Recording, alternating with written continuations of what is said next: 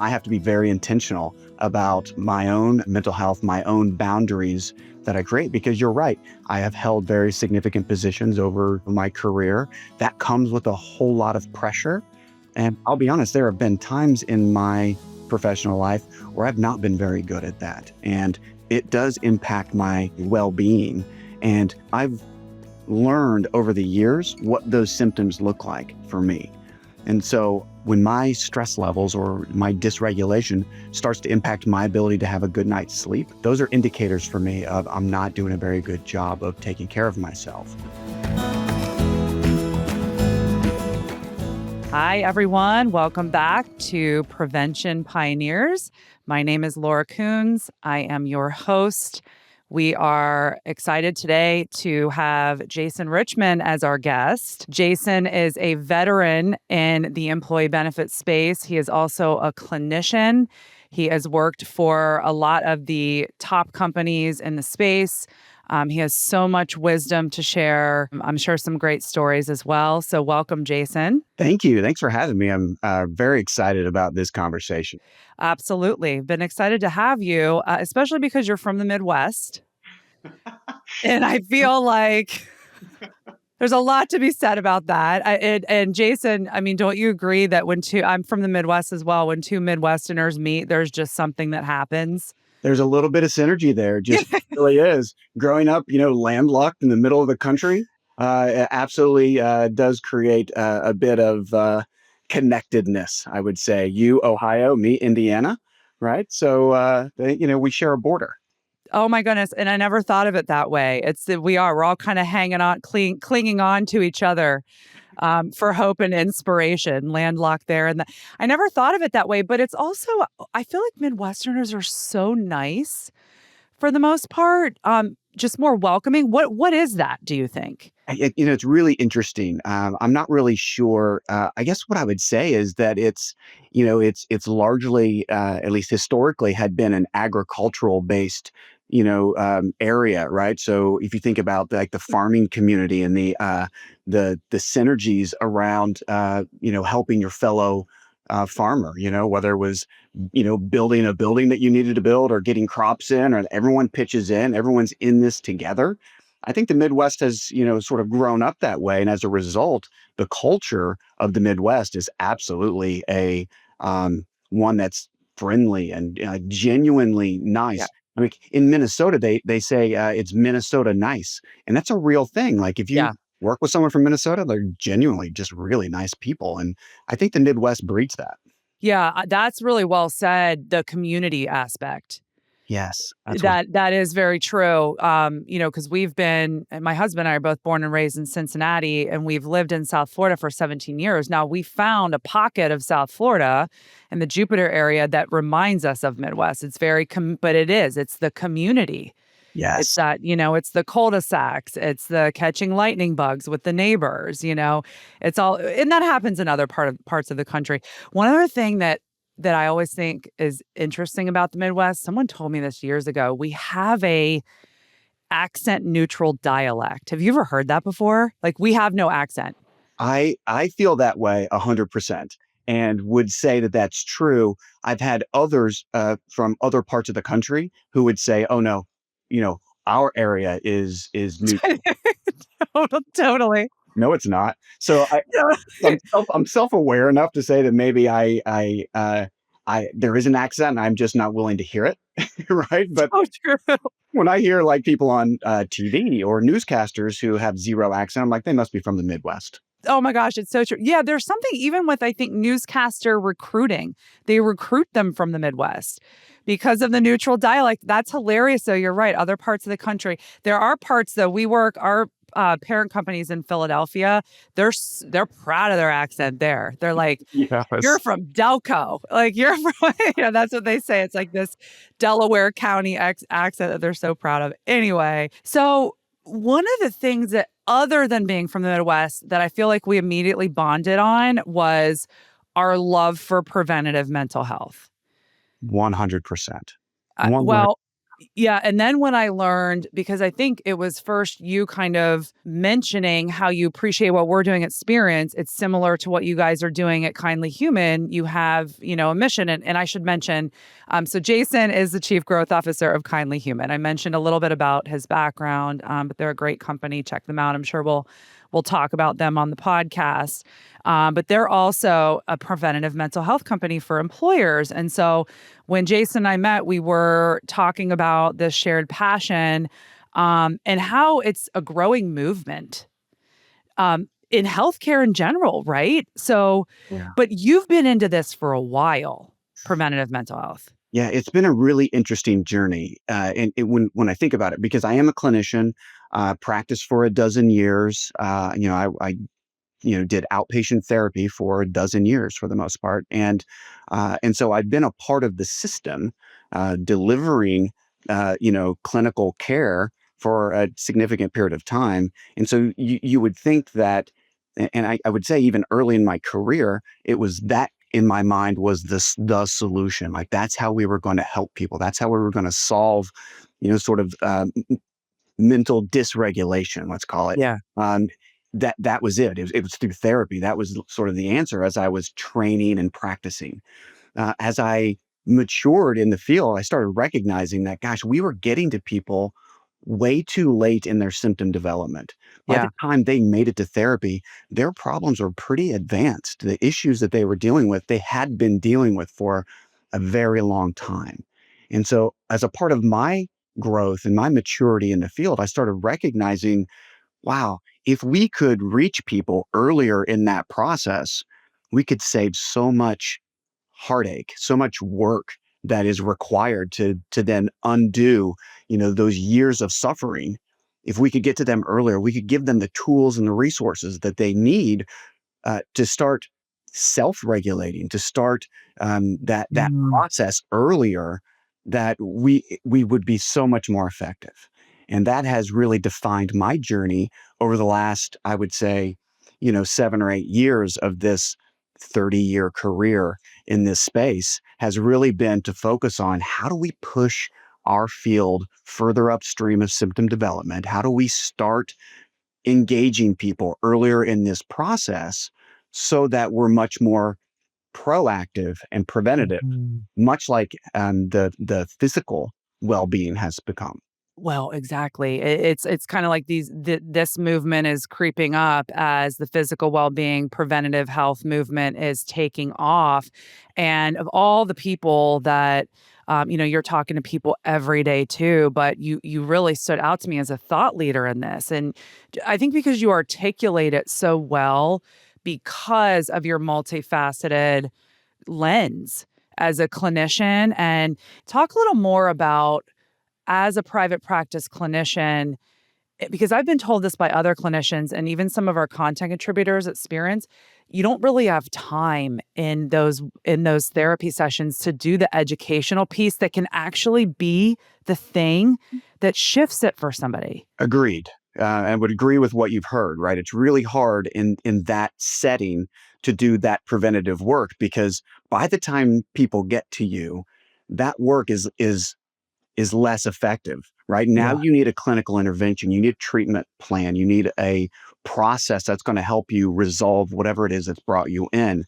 What we needed to do is to get to that person 2 years earlier or Yeah. 5 years earlier, whenever it might have been, and then start doing that work. And so, how do we get to the folks 5 years earlier? That becomes the question. And the same again, you say it really well, like the physical well-being portion of our, sort of thought processes is taking off, and it's an accepted table stakes type of position to know that you need to be preventative in your physical health.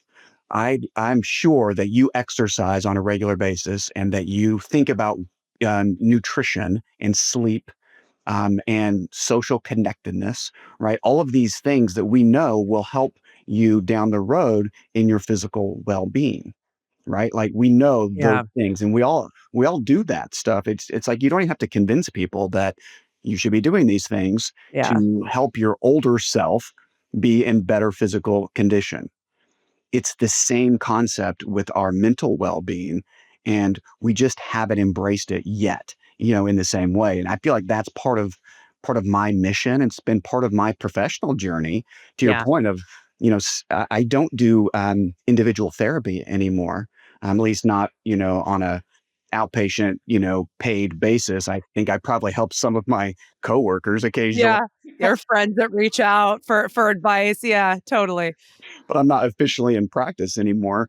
But what I am, I'm focused on trying to nudge our field further upstream, and so that's a large reason why I moved from. I was in big insurance, for the longest time, developing behavioral health interventions that could be delivered via your medical carrier, right? So I was with Yeah. Anthem, Blue Cross and Blue Shield. It's now Elevance. I was there for a decade and really helped to develop behavioral health products, EAP products, that sort of thing. Again, all of it being done in a reactive stance. When Yep. someone finally, gets to the point of being diagnosable or having significant enough disruption in their life that they're seeking clinical intervention. And then I started moving my career into other organizations that were doing more preventative work. And so I spent 4 years at Headspace, who, really pioneered meditation Yes. for all, right? Like Yep. put it in an app form so that anybody could have access to it and be taught meditation practices and breathing exercises and sleep aids and all kinds of tools that would help people earlier in their journey. And that was a great, a great feeling from a clinician's perspective of saying, how can I help you sooner? What can I provide that's gonna give you the tools to not progress to need clinical intervention? And then my lightest step is in Kindly Human is even further upstream. So this is peer support, where we know that human connectedness is a huge part of all of our well-being, emotional Absolutely. well-being. Yeah. So how do we make human connection easy and simple and always available for people? And that's what we're doing at Kindly Human. You were ahead of the trend there, because when we look at the physical health side, back to that, that's completely trending now on Oh, social media, even decisions being made at the political level, which is amazing because it's a movement, more people get behind it, and it's likely not going to be the physical health provider that's providing that educational piece, right? Like maybe they'll give you a one pager that says do XYZ, and I don't know about you, but I see most people are seeking those resources outside of their typical standard of care. They're seeing it trending and they're like, I'm going to go do Viome, and do these biomarker testings, or I'm going to go to a functional medicine doctor. And as a mental health advocate, which you have been on the path for a long time as well, it's unbelievable to start seeing that turn on the mental health side because, I mean, don't you think it's different even this year than it was last year? 100%, I do. Like everybody that I'm talking to at this point are saying we've been thinking about this. Yeah, Employers are thinking about this, right? We had the 5 years ago, we had the sort of pandemic reaction in mental health, and it was actually shined a very bright light on mental health and helped to destigmatize mental health, getting mental health help for the most. definitely. Yeah, And that was great as a silver lining in a terrible situation, but it did help create recognition and visibility for all the tools and resources that were out there. But since then, employers and people who are providing benefits for large portions of the population are asking the questions of how do we become less reactive, more proactive with our mental health and within our workforces and within our memberships? How do we do that? And so there's a growing recognition that we have to do something sooner in order to stem the tide that I think we're experiencing now in clinical mental health. I don't know about you, but like there's always a long wait list to get in to see Yeah. an outpatient therapist or into an IOP or a PHP or whatever the level of care that might be necessary, there's a supply and demand imbalance where there's just not enough therapists, there's not enough access for people to get the care that they need. Well, the part of the problem is that we funneled everybody into a clinical relationship. Agreed. They don't Yes. all need to go to therapy. Yes, yes, yes. That's from a therapist perspective. So Yep. say that with all deference to people who are doing clinical work, there is always going to be that 25% of the population that need clinical intervention. Absolutely. But we're sending 60% of Mhm. everybody, to therapy because that's been the only option. That's Like, only yep. and that's why I think what you're doing at Spirence, what we're doing at Kindly Human, what others are doing, people Headspace, you know, Yes.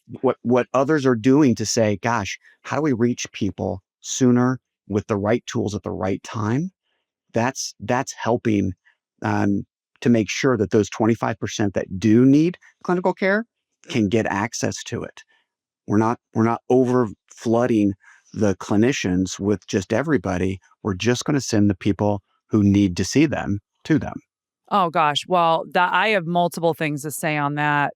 Such great points. And the first is that I don't know if you've read this or seen this, but some of the provider networks are also struggling because the private practitioners are overloaded. Their caseloads are overloaded. So they're fleeing these networks because I'll just go ahead and say it. They're also not being compensated at the level that they can be in private practice. So it's like, why am I going to carry this crazy caseload, not be able to deliver the help the way that I was taught and the way that feels good to me and that feels within my integrity for this price, So they're fleeing these networks. So that whole model, that whole teletherapy model is now somewhat at risk, according to many things that I've read. And obviously then there's the whole viral thing on LinkedIn where therapists are speaking out and they're saying, we're not going to subscribe to this model because we want to do what we do well. There has been an exodus of providers who are just simply not willing to be on panels any longer. Again, Yeah. because of how they're reimbursed and also because of the amount of paperwork that it takes to be on a panel and to submit for payment and get paid and wait to get paid and all of those things. And when they don't have to, when they can very easily just charge a cash rate that is higher and have zero red tape. And so you can understand that as a business person. You could say, gosh, yes, why would you do something that's going to make you less efficient and less money? That's not good business.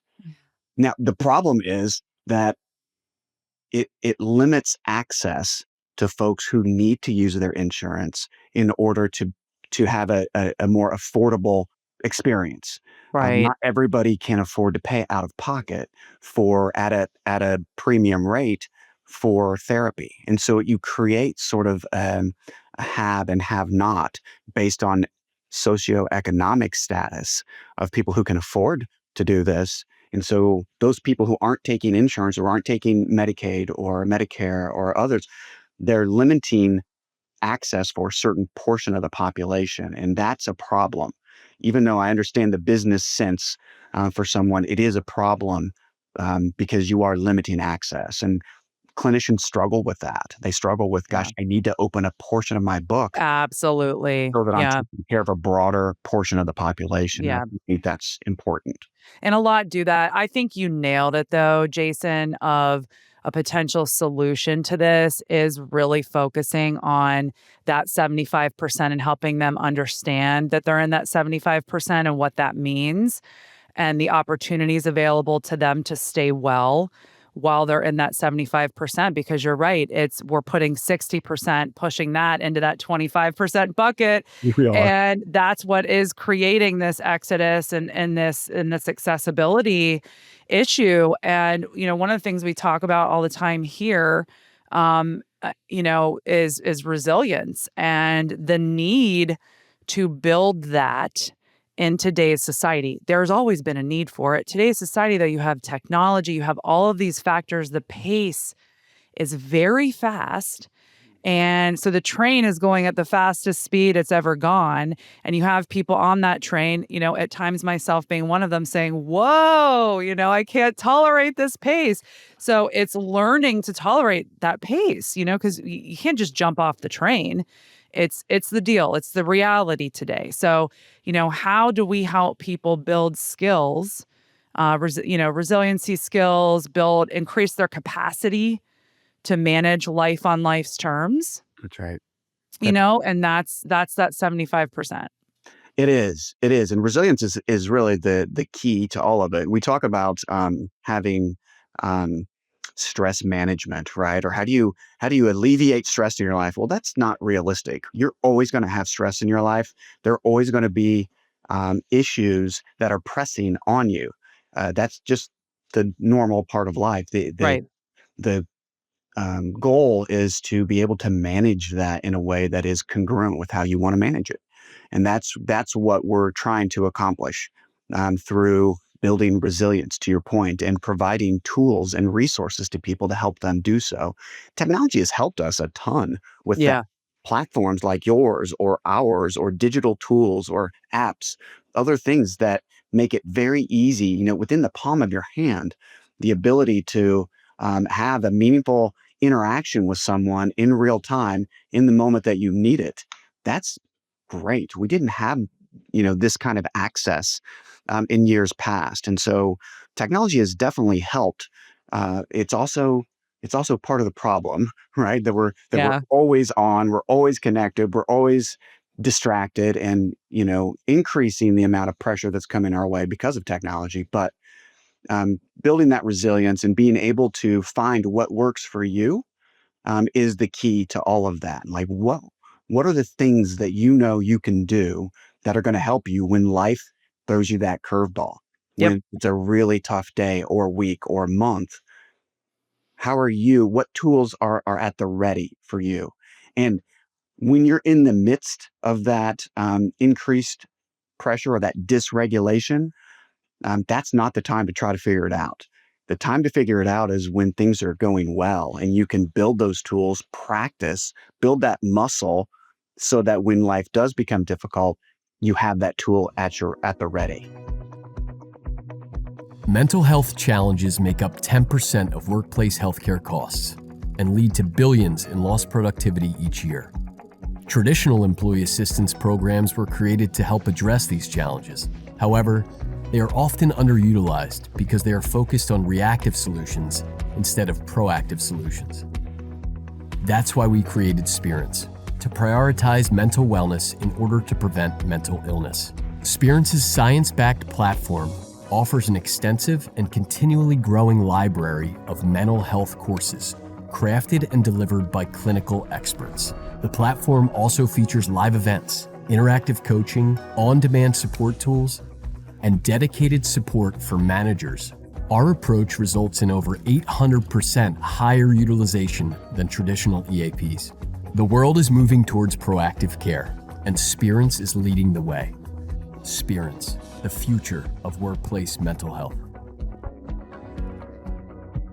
Oh, it's so true. And it just, compared to physical health, it's completely synergistic because people don't dive into that usually until there's the red flag, and then it's like, oh no, if I only would have seen all those little, or the smaller red flags along the way, I wouldn't be in this position to have to do this complete physical health overhaul, but I do feel like these younger generations are wide awake in terms of their mental wellness, and they're open to learning this. But to your point, there are theories where they are kind of now being the overdiagnosed generations in terms of mental, we kind of swung the other direction. And, thought leaders like yourself and like others are, going to kind of help swing it back. Where do you see this all in 10 years? Like, if you had a crystal ball, what do you see this? Because could any of us predicted as mental health advocates what it is today, 10 years ago? I don't think so, because we Yeah, couldn't have foreseen the technological advances. right, And to be frank with you, I don't think that we are able to foresee what the next 10 years are going to look like because of the rapid development of technology. And I'm speaking specifically about artificial intelligence and the impact right. that AI is having on us already. Every day, it's having an impact on us and on all of our fields. And mental health is not immune to that. I do think that there's a need for a human connection in the delivery of mental health. So I think that humans still have to be at the center of supporting one another, Right. but scaling and leveraging technology to scale the reach of humans, I think, is something that is happening as we speak. And so it's really hard to say what 10 years is going to look like. What I would say is that there's going to be more access, easier access, and it's going to come in a lot of different formats. It's going to we're going there will be no excuse for not practicing good mental health, because it will become so easy to do and so readily available that it will start becoming a part of our everyday lives. Again, to your point, much like good physical health has. I think that's true. I have a good friend who when I talk to him, I'll say, "Hey, I've been doing, playing tennis to try to stay in shape," or we're just talking about like what we're doing. And his comment is, "Your 75-year-old self will thank you for all the work you're doing." And I'm like, that's such a good way to look at it. And we should do the same with our mental well-being, right? Yes. Your future self will thank you for the good work that you're doing now to build resilience, to build good boundaries, to have great tools around you that you're using. You'll thank yourself later. Oh, I love that. It's interesting to think about us as these optimized human beings. One of the things I wanted to touch on with you while we're talking about optimization is, your role when I look at your career, which obviously you know more about your career than I do, but I did look at your background and know a little bit about you. But you help companies optimize. That's what you do. You are a growth accelerator for organizations, which is great, and that's a very valuable skill set. However, that comes with pressure as an employee. So how do you maintain your mental well-being and all of your years helping these organizations grow? What does it look like for you as a leader, as an employee, as a person outside of the workplace? How do you stay optimized and centered? Yeah, the interesting question. Thank you for asking it. Not something that I get to talk about often, right? I I talk figured, yeah. talk about employee mental health and workforce mental health, organizational, sort of, well-being. I talk a lot about, but very rarely myself, which is an interesting concept, I think, for all of us, right? Like, how often are you the focus of your own attention? How Yep. often are you doing those things for yourself? And even as a, grizzled veteran in the mental health field, I have to be very intentional about my own mental health, my own boundaries that I create. Because you're right, I have held very significant positions over, my career. That comes with a whole lot of pressure. Yep. And I'll be honest, there have been times in my professional life where I've not been very good at that, and it does impact my, sort of my well-being. And I've learned over the years what those symptoms look like for me. And so Yeah. when I start having, when my stress levels or my dysregulation starts to impact my ability to have a good night's sleep, that's a Oh, indicator for yeah. me. So when I'm waking up at 2 in the morning and I can't go back to sleep because I'm thinking about what I didn't do the day before or what I have to do in the morning, those are indicators for me of I'm not doing a very good job of taking care of myself. I then, because of the years of practice, have a toolkit of things that I can do that will help me um, in my own journey. And so Yeah. for me, it's exercise is really important for me. My level of social connectedness is really important to me. Um, my sleep hygiene, obviously very important. Nutrition is a big Yeah. deal. So those are areas that I focus on when I find myself, sort of being disrupted. I go back to the basics, and for me, the basics are okay. How am I eating? Am I eating healthily? Am I getting enough exercise? Am I doing enough things for myself that allow me to put work aside and focus on the things that are really important in my life? My family, Yeah. my friends.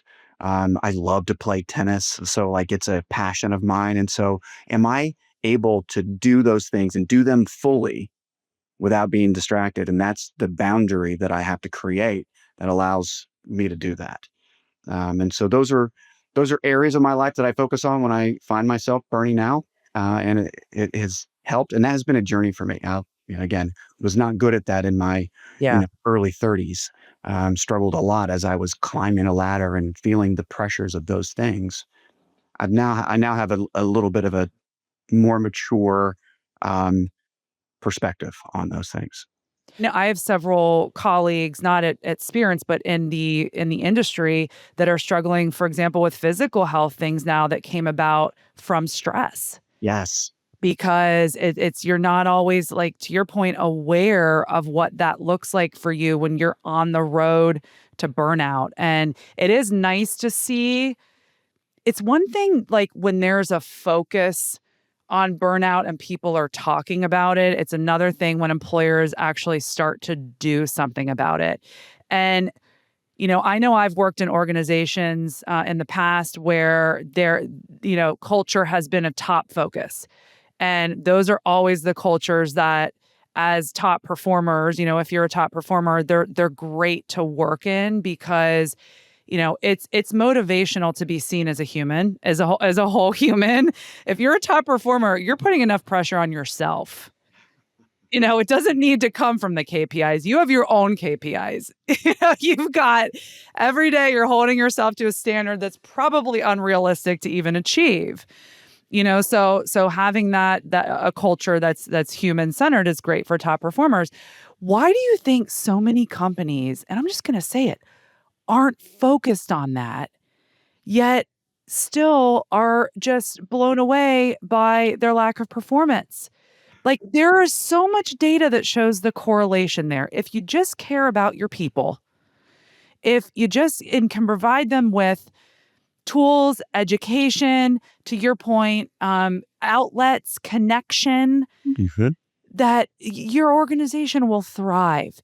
So where in your experience with insurance companies, with wonderful employee benefits providers, where is the disconnect for so many employers still, Jason? Oh, it's such a good question, and the reality is that it's a journey, just like you're on a journey and I'm on a journey. I think the workforce in general is a bit on a journey as well.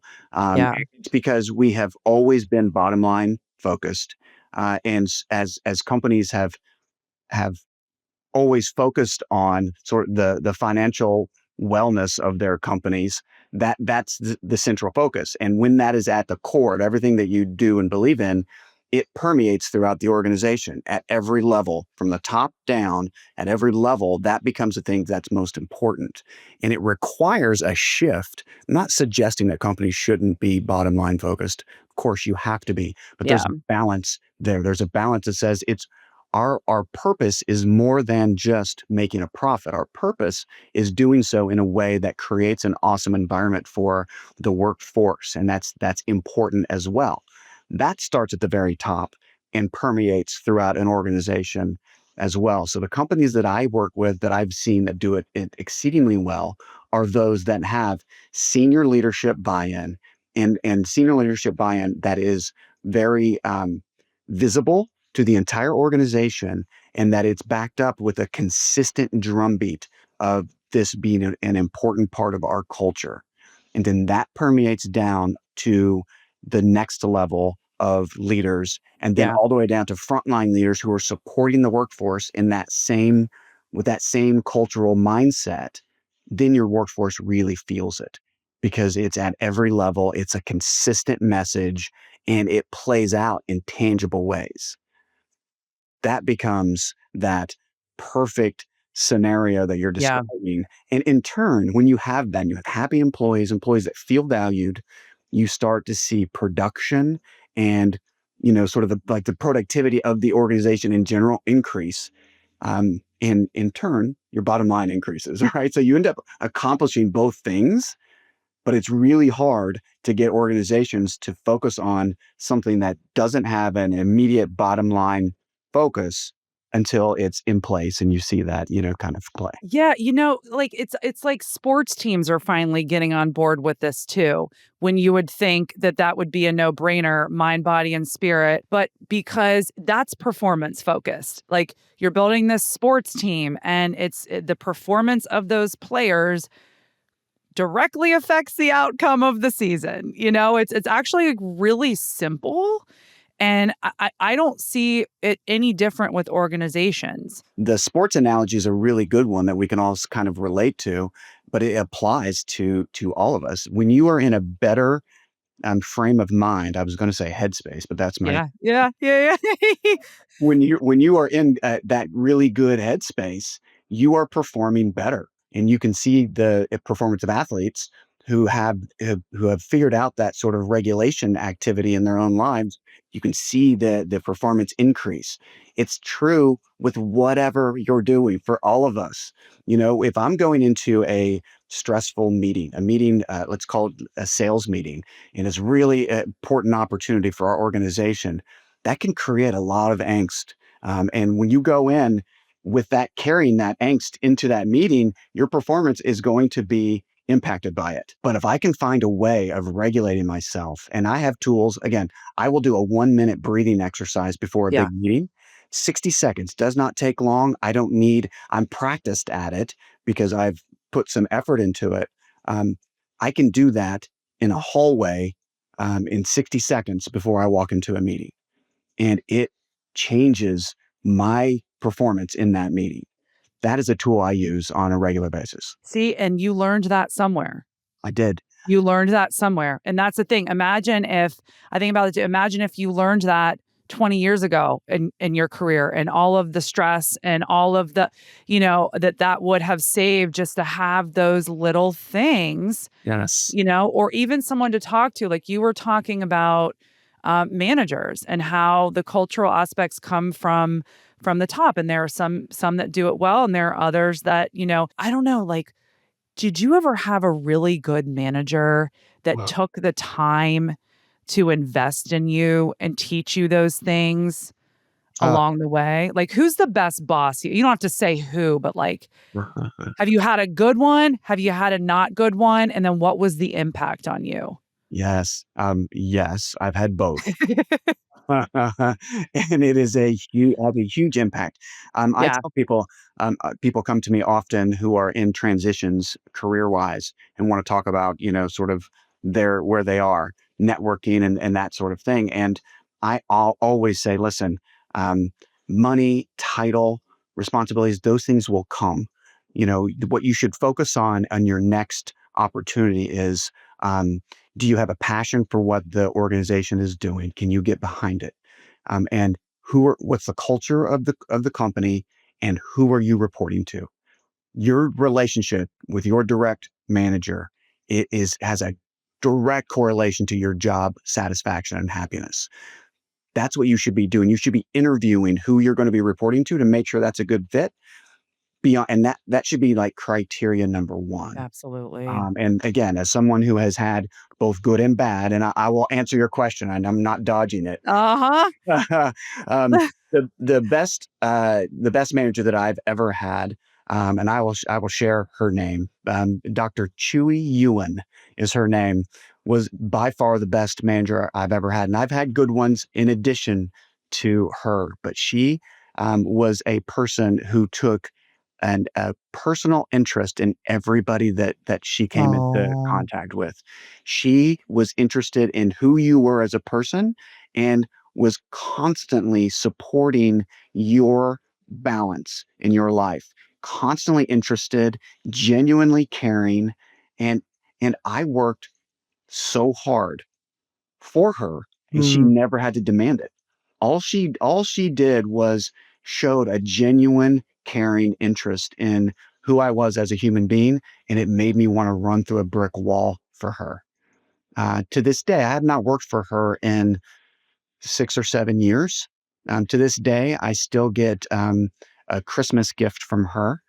For my family, she gets something for my family. She texts me on Father's Day, wishing me a happy Father's Day every year. On holidays, I will hear from her. I don't. We don't work together. She's retired. Mm. Like we don't work together anymore. She still cares. Like she is such a good human being. Again, would have run through a brick wall for her. By far my very best working relationship. Oh my gosh, I love that. That just filled me up. I mean, it's just that it's the opportunity to have an impact on people. Managers do have that can be a stressor or it can be an opportunity. It's Well, I'll tell you what, I have tried to emulate that with the teams that I've managed, right? Like I try to be just a little bit more like her every time I can. And so I want to honor her by carrying that forward. And so I try to manage in that same way. I try to be, sort of a reflection of what was given to me. I want to give to others. And so that's, that's sort of a personal mission for me. But you mentioned frontline managers, and I think they are the lifeblood of an organization. totally. Companies come to me and say, how do we create cultural change? It starts at the leadership level, but it is delivered at that frontline manager level. Think about, who's the first person to hear when someone is struggling? Who's the first person to see job performance go down in someone? It's that frontline manager. And that's the first person that an employee is going to talk to. If you're not training them, if you're not empowering them to have a positive impact on that person who's coming to them, you're never going to get ahead of the problem. That is the lifeblood of your organization. You have to give them the tools to feel comfortable to support the workforce if you want to create that kind of change. Yeah, and I don't know about you, but that is becoming more forefront of the conversation for organizations right now as well, just building that psychological safety because there's retention issues in the workforce. People are, especially these, I keep mentioning the younger generations, but they're different. They're built different. And they won't do what the boomers and you know what I mean? They're not gonna play like that. So, having a more aware and compassionate and all the things that you mentioned, frontline manager team is going to be essential, Oh I my God. think, moving forward. They have different expectations. The generations that are coming up. I'm a Gen Xer. There's a lot of jokes about sort of the forgotten generation being Gen X. You know, no one ever talks about, right? No, we don't. I can't even remember oftentimes because I'm right behind you. Yes. Yeah. Yeah. Yeah. And you never thought about ours, right? Like we're No, it didn't. yeah. And so like there's a ton of memes about it and other things which I get a big kick out of because we That's are the great. one. No one has really thought. We just simply produce. But the generations behind, they are. I think it's wonderful because they are much more aware of self-aware and emotionally literate than the Yes. generations prior, and in even my own generation. The reality is that these generations, they are not going to tolerate a workforce that is causing them an immense amount of stress or grief.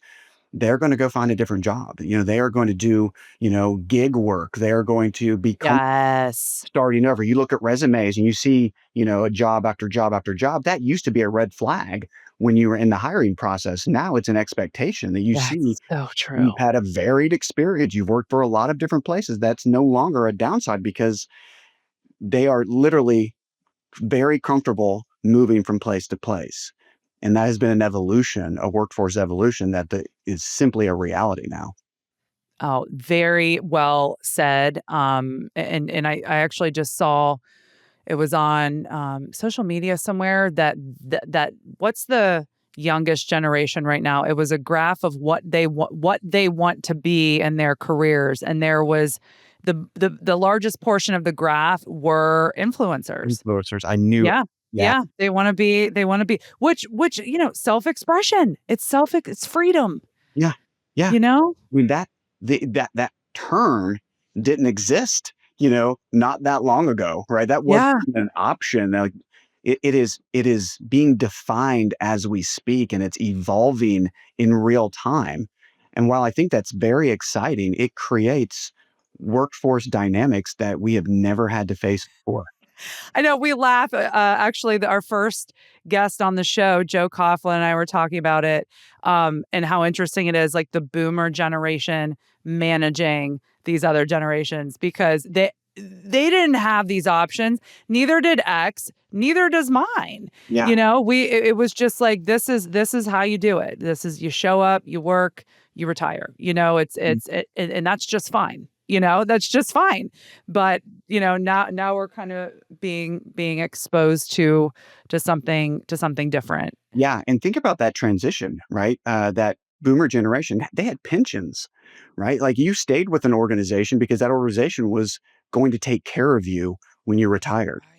Like, my dad has been on a pension for the last 25 years. Yeah. That does not exist anymore. And so the loyalty to that company has started to wane in my generation, where we're like, why would I stay if you're not going to take care of me, because there's no longer a pension, right? And so it's the loyalty issue of staying started to shift in my generation, and I think in yours, and then now that there's zero sort of commitment to Yes. an employer, because there's no commitment from that employer to you. And so it facilitates this ability to just go from one company to another. And that's just the new reality. Well, right. And that's why companies like Kindly Human and Spirence are growing in popularity, because those are all benefits that employers can offer that help create that loyalty and help create that connection to the employer, that they know that employer cares if they're investing in them at that level. Well said. That is Yeah. exactly right. It's no longer a financial commitment. Now it's a caring commitment. Yeah. You're an organization. You should want to stay here because you can thrive here. And that's sort of the proposition. And I think that's a good one. I think companies can create that and create loyalty and have retention, because it's a great place to work with great people who care about you. You spend so much of your time with your work colleagues and working in general. Having a place where you feel valued, makes you want to stay. Oh, for sure. Well, they're investing in them in a different way that pays off tenfold in all of these other ways. I mean, I have a friend who went through a really hard time a couple years ago, and we'll actually close up on this. We'll end on this. And she swears that the benefits that her company offered, and several were on the mental health side, got her through that. That she doesn't know what her family would have done without that type of support from her employer. And I just think that, and I've also watched that same person go through very hard times at that company, and they have stayed. See that Yeah. loyalty, right? Like, Yeah. commitment, because that company was there for you during Yes. that time. It makes a difference. It absolutely makes a difference. And frankly, hearing stories like that, that's the motivation for you and I know. you going. That then, like, yes, that's why It's we so do what we do. true. I Yeah, know. we do care. We want to help you through those situations. I love I it. know. It's such a unique opportunity that employers have and that we have, Jason, with what we do every day. And I could talk to you for 2 more hours. You are such an interesting and just kind and great person. So thank you for your time today. Thank you all for being with us on Prevention Pioneers. Stay tuned for the next episode. Don't forget to like, share, spread this around. I am excited to say that the launch of Spirence, we were in the top 25% of podcasts due to our initial engagement. So thank you so much for tuning in, and we will talk to you soon.